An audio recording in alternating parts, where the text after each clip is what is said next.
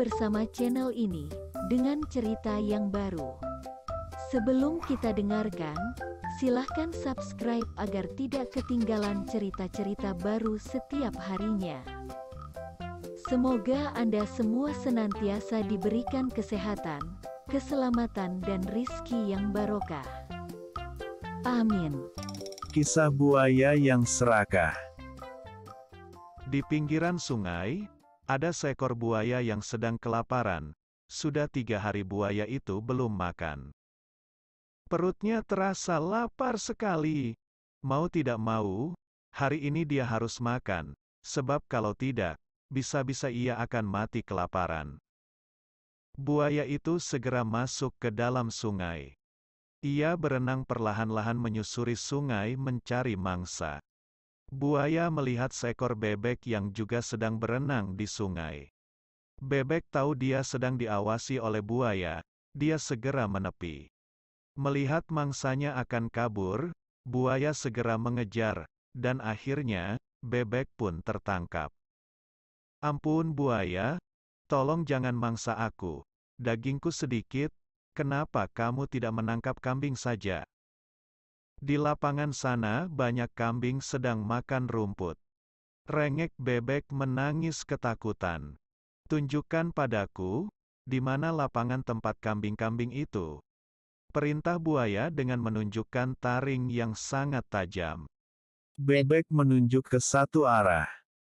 Berada tidak jauh dari tempat itu, ada lapangan hijau tempat kambing mencari makan. Dan benar saja di sana ada banyak kambing yang sedang lahap memakan rumput.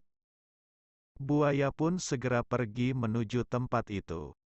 Bebek pun senang, kemudian ia berlari dengan kecepatan penuh, menjauhi tempat itu. Setelah mengintai beberapa lama, akhirnya buaya mendapatkan 1 ekor kambing. Namun kambing itu berkata dengan memelas, "Dagingku tidak banyak. Aku masih kecil, kenapa kamu tidak makan gajah saja, yang dagingnya lebih banyak? Aku bisa mengantarkan kamu ke tepi danau yang luas, di sana ada anak gajah yang besar." "Baik, cepat antar aku ke sana," kata buaya tidak sabar. Sesampai di tepi danau, buaya langsung mengejar dan menggigit kaki seekor anak gajah. Walau buaya itu besar, tapi kulit gajah itu sangat tebal, jadi ia tidak bisa melukainya. Anak gajah itu berteriak meminta tolong kepada ibunya. Buaya terus saja berusaha menjatuhkan anak gajah itu, tapi sayang tetap tidak bisa. Mendengar teriakan anaknya, sekumpulan gajah mendatangi dan menginjak buaya itu sampai tidak bisa bernafas. Buaya itu tidak bisa melawan, karena ukuran ibu gajah itu sangat besar. Ditambah dia juga lemas karena belum makan. Buaya itu kehabisan tenaga dan mati. Pesan moral dan pelajaran yang bisa kita ambil adalah, kalau kita sudah menerima apapun, meskipun kecil, atau meskipun sedikit, berterima kasihlah dan bersyukurlah dengan apa yang sudah kita dapat.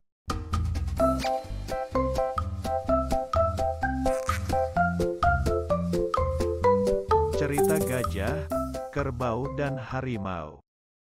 Suatu hari ada seekor kerbau mencari gajah di dalam hutan. Kerbau tersebut mencari gajah, untuk menemaninya mencari makanan di hutan. Setelah lama mencari, akhirnya kerbau melihat gajah yang sedang berjalan. Gajah tersebut mau menemani kerbau untuk mencari makanan. Tetapi sebelum bertemu gajah, sang kerbau menemui harimau terlebih dahulu.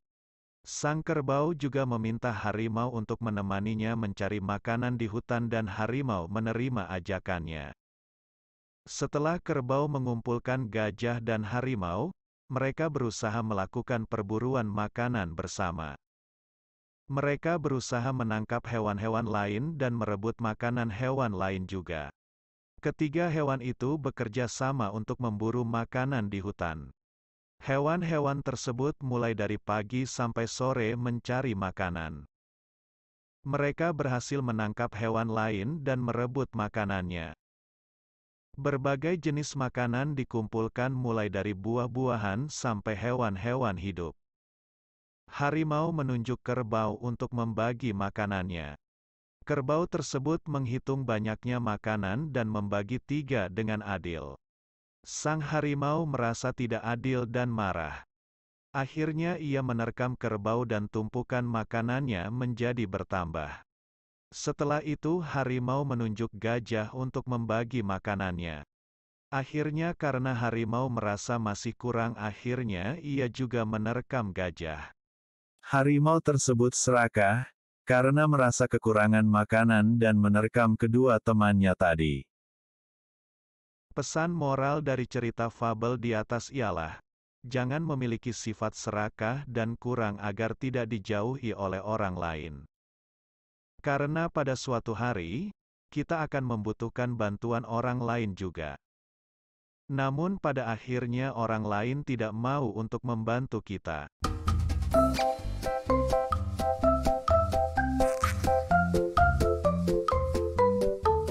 Semut dan belalang. Di musim panas yang hangat dan cerah, sedikit menggoda belalang untuk memainkan biola kesayangan sambil bernyanyi dan menari. Hampir setiap harinya, itulah yang dilakukan belalang. Ia tidak terpikir untuk melakukan aktivitas lainnya, seperti bekerja atau bersiap untuk mengumpulkan bekal musim dingin. Sedikit pun tidak pernah terlintas dalam benak belalang, bahwa musim panas yang sedang dinikmatinya sekarang sudah akan berakhir. Musim panas yang membuatnya ceria sudah akan berganti ke musim dingin, di mana hujan akan turun dengan lebat, disertai suhu udara yang sangat rendah. Di saat belalang sedang asiknya bermain biola, dia melihat semut yang sedang giat melewati rumahnya. Belalang yang masih riang tersebut ingin mengajak semut bermain bersama dan semut pun diundangnya untuk bersenang-senang ke kediaman belalang. Tak disangka belalang, ternyata semut menolak undangan belalang dengan santun. Semut berkata pada belalang, "Aku harus mengumpulkan cadangan makanan yang banyak. Aku tidak punya waktu untuk bernyanyi dan bersenang-senang." Belalang. Belalang pun masih dengan kebiasaannya untuk bersenang-senang tanpa memikirkan apapun. Tidak disangka, musim panas berakhir jauh lebih cepat daripada biasanya. Belalang yang terbiasa gembira, lantas panik bukan main. Ia tidak memiliki persediaan makanan yang cukup, ditambah rumahnya yang rusak dan tidak layak huni karena diterjang badai. Dengan harapan tinggi dan lunglai, belalang menuju rumah semut dan meminta bantuan untuk diperbolehkan tinggal bersama, serta meminta makanan pada semut.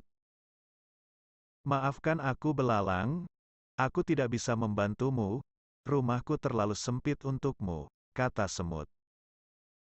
Belalang akhirnya meninggalkan rumah semut dengan rasa menyesal dan sedih.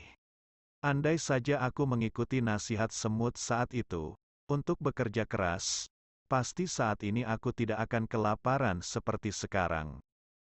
Pesan moral, gunakan waktumu sebaik-baiknya untuk hal yang bermanfaat, karena apa yang terjadi esok hari kita tidak pernah tahu.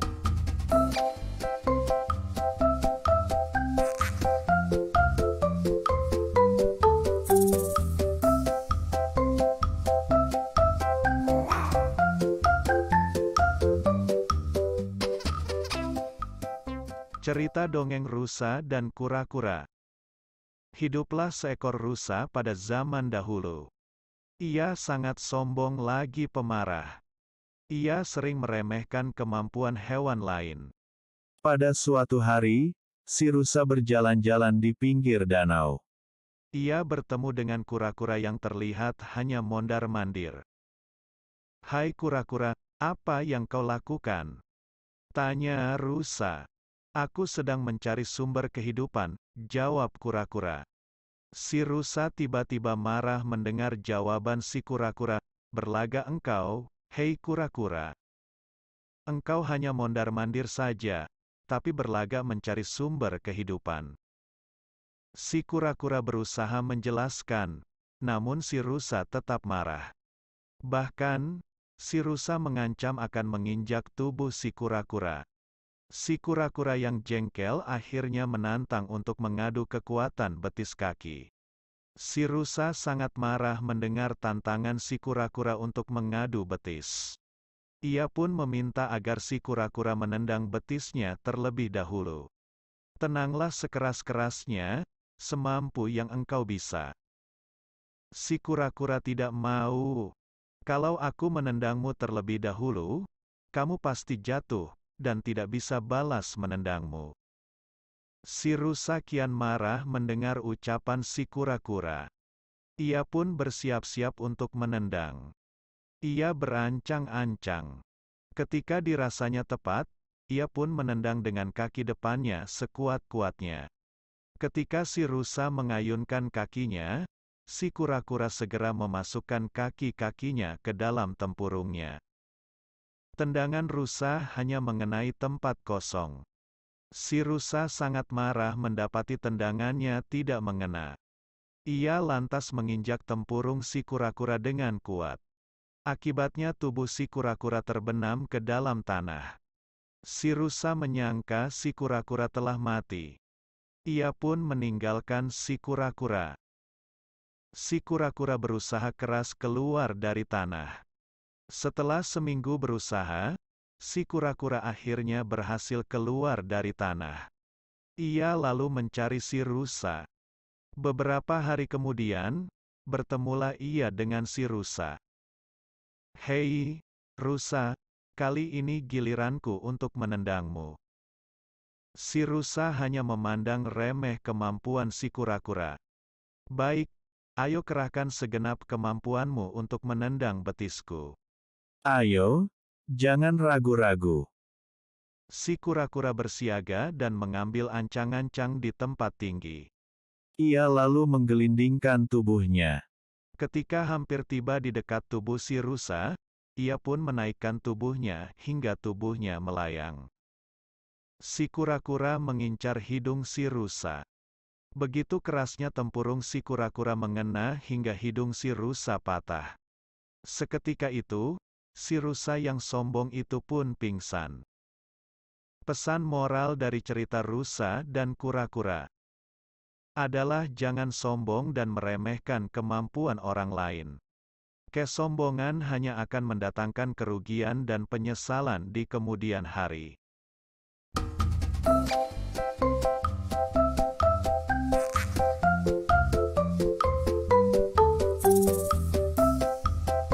Kera yang banyak akal. Musim hujan sudah datang seminggu terakhir. Kera-kera yang tinggal di lereng gunung sedang bimbang. Mereka bingung, haruskah mencari tempat lain yang aman, atau mengungsi ke rumah-rumah warga kampung di bawah lereng. Mereka tahu, tanah di lereng gunung telah gundul dan kera-kera cerdik itu merasa sebentar lagi akan longsor karena hujan. Di hutan dalam lereng gunung tempat tinggal kera-kera itu, hiduplah seekor ular piton besar. Ular piton adalah pemangsa yang hebat. Ia membuat sarang di bekas pohon yang ditebang. Ular piton hidup menyendiri, sepi, dan menunggu sesuatu untuk dimangsa. Saat lapar tiba, ular piton berwarna coklat motif batik itu keluar dari sarang. Langit sudah gelap, pasti sebentar lagi hujan lebat. Aku suka sekali. Saat seperti ini banyak sesuatu yang bisa dimangsa. Ular itu tahu setiap hujan turun binatang-binatang penghuni hutan di lereng gunung hanya bisa berteduh. Kadang di bawah pohon, kadang di goa-goa kecil tempat persembunyian mereka. Tidak banyak yang bisa mereka lakukan selain berteduh menunggu hujan reda.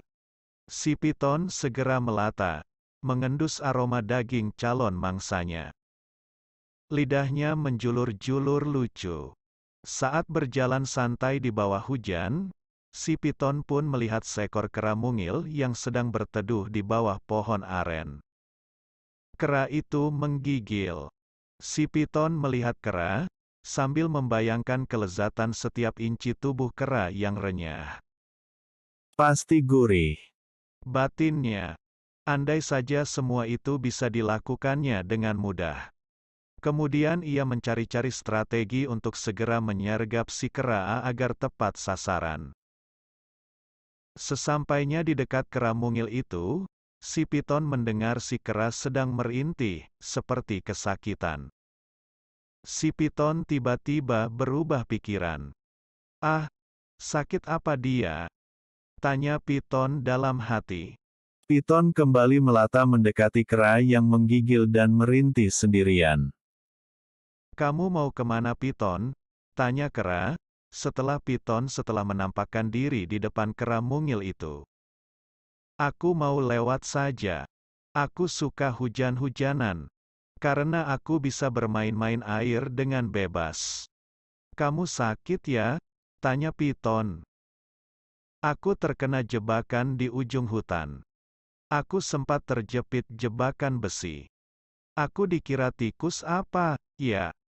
Dijebak dengan benda mirip jebakan tikus. Lihat ini, kakiku berdarah. Aku sudah merasakan ada kuman-kuman menjalar di tubuhku.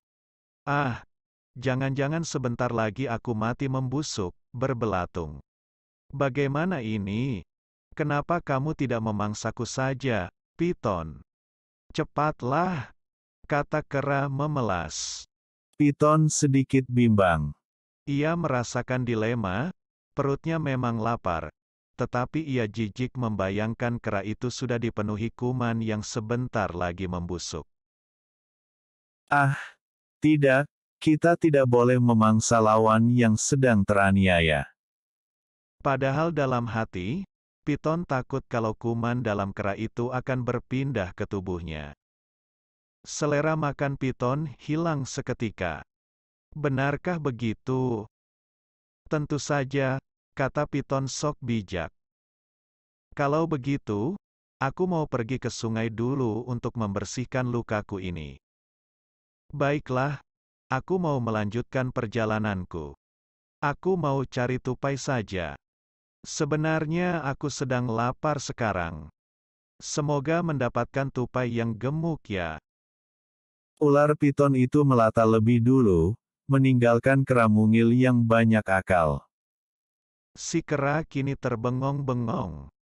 Dalam hati ia tertawa sambil berkelakar, ternyata mudah juga menyelamatkan diri dari piton. Tak kusangka, meski tampilannya menyeramkan kadang ia baik juga. Pantas, sekarang ular-ular seperti piton itu sering diburu manusia, dijadikan binatang peliharaan. Iya, ternyata mereka memang lucu dan sedikit dungu. Mungkin karena itulah mereka mudah dijinakkan. Ah, terserahlah.